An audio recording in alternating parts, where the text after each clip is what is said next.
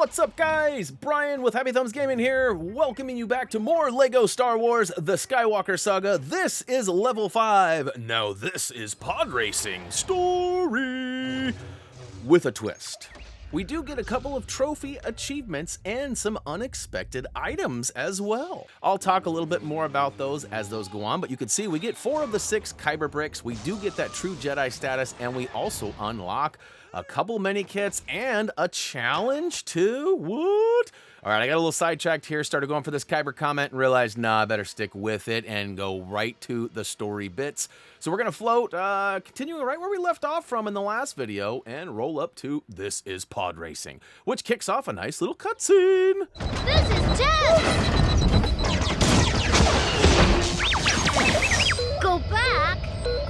Qui-Gon told me to stay in this cockpit, so that's what I'm gonna do.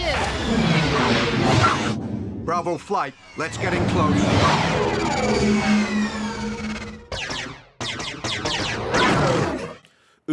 Ooh, our first official flying level.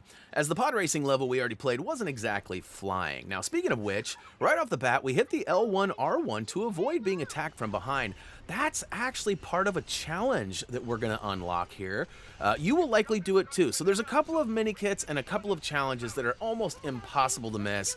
If you play the game or hit the prompts or do what's on screen, like take out all these satellites or in a minute take out some of these brown ships inside the hangar, you're going to end up getting these challenges and mini kits anyways. So, out of all the people that have successfully completed episode 1 that have been helping me and talking me through this, every single person got the challenge and the mini kits. In fact, they got 3 mini kits while I only get 2. So I felt like I did avoid some stuff. Speaking of 2, that was the second spin there. I also want to make note too that this is a very stud heavy level. You can see I've already got the stud tier status already and got a Kyber brick for that. And there's also a list of things on the left that we need to focus on. And as it turns out, by simply taking those out, it's gonna likely lead to you getting a mini kit. Now, the mini kit we get here in a second is called Vulture, and it requires us to take down 3 of the Vulture droids before entering the ships. Now, I am unclear what that Vulture droid really looks like, and again, I still think that if you just shoot the ships, you're gonna end up getting it. That might not be 100% accurate. By the time we get to the free play version of this level, we will likely know more. But that being said, you saw we got the 3rd spin there. We got our first challenge done. So although we don't get an actual Kyber brick for 1 challenge, we have 1 of the 3 challenges completed. Now you can see too, we've got that middle requirement on the left, and we still don't have that meter depleted all the way on the top here for the droid control ship. So we're gonna focus on those satellites and things on top of the ship versus taking out the ships with the icons on them in the sky. All right, we'll spin around one more time. I guess we did it more than we needed to. That was actually just a prompt from the game. It wasn't something that I was actively trying to do or was even aware of.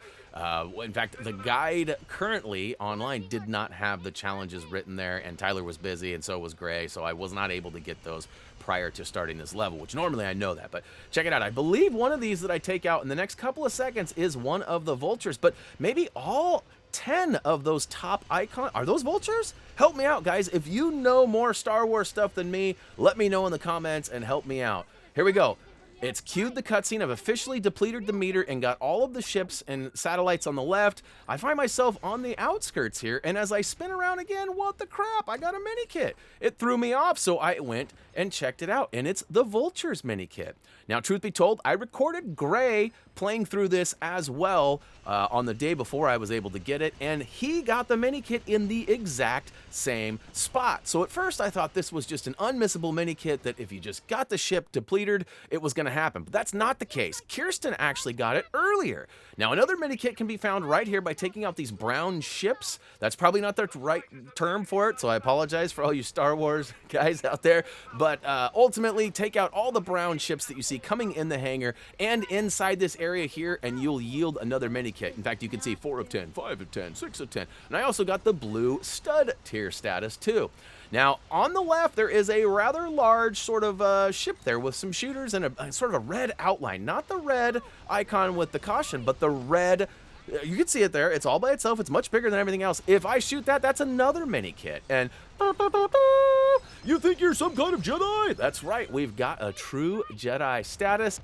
And yes, I am talking through a bit of a cutscene, but I want to give a quick shout out to the people who helped me figure out the Minikit and the challenge stuff on this level. So big shout out to Barry, Jay, Kirsten, Gray, Raised, and Tyler P. Now back to your regular scheduled cutscene. They are broken.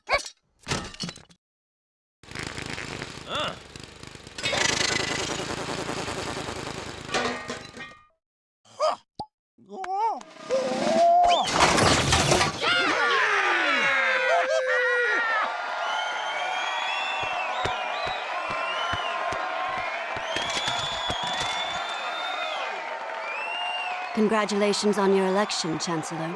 Together, we shall bring peace and prosperity to the Republic. What will happen to me now? The Council have granted me permission to train you. Yippee! There's no doubt the mysterious warrior was a Sith.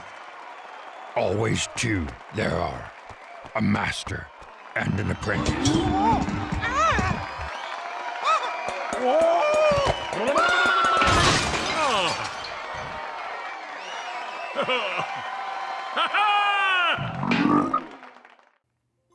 Woo to the who! Phantom Menace Coco complete, and it should be for you too. All right. So that's pretty awesome. We got the first episode done, and in the final level, we got a handful of collectibles we were not expecting. But again, these are so stupidly easy that if you don't know what you're doing, you're likely going to get them. And if you know what you're doing, you're surely going to get them. And our first true Jedi. Not silver, not blue, but purple. Let's go. We got an achievement / trophy for that, depending on which platform you're playing on. We also got this spinning, that's a good trick challenge completed, which we talked about that in the very beginning. Simply spinning around 3 times, and there's prompts for like 5 or 6 of them. So you likely got that as well. Again, we got a couple of mini kits. We're going to cover those again once we get to free play, so don't worry if you didn't grab them now. We will actually officially cover them later, but they were so easy. We didn't want to have to go back and replay the level just for that. So, whoa, can I get some pixelation, please? Okay. Again, been working with Elgato trying to fix that, but besides that, we've got the level free play unlock. This is actually cool because it allows us to go right back to the levels via the menu, and it also unlocks the Galaxy free play. So now there's a couple of planets or solar systems that we've been to in the Galaxy that should be unlocked, and I do believe we can access those easily now. Now next up, we've got Attack of the Clones. That's the next episode that has officially unlocked, and we're going to jump into that next. But we're not quite there yet. We got to finish up with this and a couple of other things, but be looking for that video really, really soon. Just for reference, you can see here we are 33.6% finishing the first episode. You're likely somewhere above that due to not missing some of the kits. But anyhow, that is going to go ahead and do it for me, guys. Thank you so much for tuning in. Hopefully you'll enjoy and stick around for the second episode too, which is coming soon. But as always, until next time...